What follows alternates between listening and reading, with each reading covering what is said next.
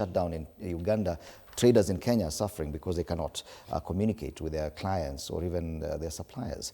It's the same thing that happened in Tanzania, and we suffered directly because even Kenyans were arrested there.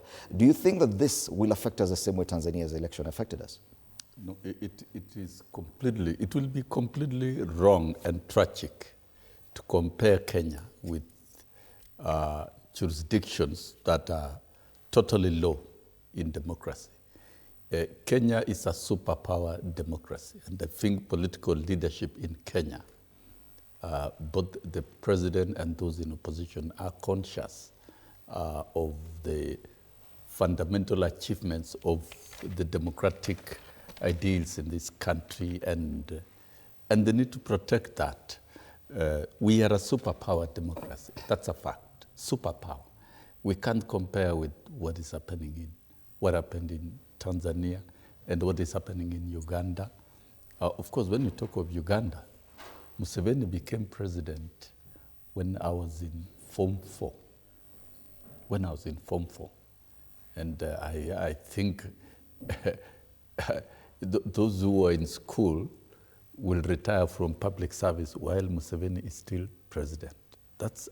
However smart you are, democracy means you must respect what you call term limits. In East African community, it was introduced by Nyerere in Tanzania, and it has been religiously practiced in Tanzania. But in terms of promoting democracy and transferring rights to the people, Tanzania did not do it.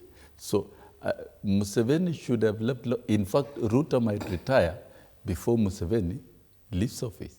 And you know, that is why when it comes to this comparison, and I would tell the media, it would be very wrong for you, the media in Kenya, to try and imagine that what happened in Tanzania and Uganda can be transposed to Kenya. Shutting internet means shutting out even the media. And this is a country with a constitution that is clear, with free press, and of course, the utility of mobile technology and ICT is at the highest level in Kenya. And in fact, one pillar of President William Ruto, pillar number 3, is to strengthen the ICT infrastructure, and we have high-speed ICT. Tell me, how would such a president really act progressively and order the shutting of internet? Let me tell you, on the polling day in Kenya next year, that one you don't need to doubt. Internet will be up, everything will be running, up and running in the country. And we don't expect what we witnessed in Tanzania, what we are witnessing in Uganda, to be brought to Kenya. Kenya will remain democratic, and the sovereign power and will of the people will be exercised on the polling day. The media will report live. If they would want to tally even polls from polling stations, they will. IBC will work independently as it has always been done.